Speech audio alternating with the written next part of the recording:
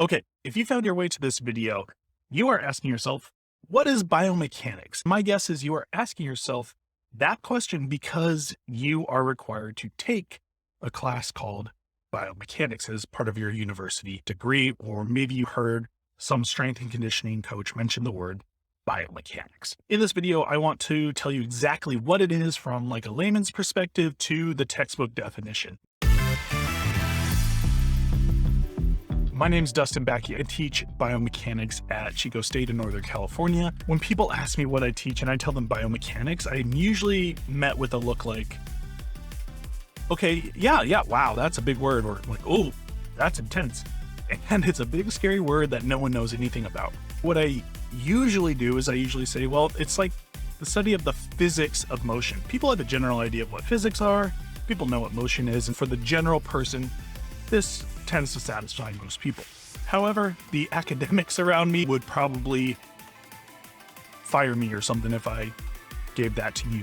The textbooks define it as the study of the movement of living things using the science of mechanics. That sounds like a textbook definition. So let's break it down.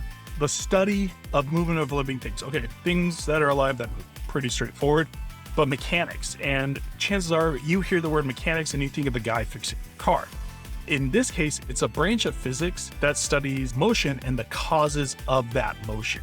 And we break it down into two areas, kinematics and kinetics. Kinematics and kinetics are a topic that we're going to go into in a different video. And so as we take this idea of mechanics and thinking about motion and the cause of motion, forces are what cause all motion. We want to start thinking about forces acting on the body and forces causing this motion. And so as we get more specific with this definition, maybe try to round it out to something a little bit more useful to us that isn't as textbooky, but also more than what I tell people on the street, we want to think about how these forces have different consequences on the body. We have internal forces, which are the forces generated by your muscles, and external forces. And these are the forces that are acting on us, like gravity or running into something or someone pushing you. These forces, both internal and external, all have consequences. Consequences aren't necessarily a bad thing, it's just what results from these forces. In this case, these forces can cause movement, they can cause injury, but they can also cause growth.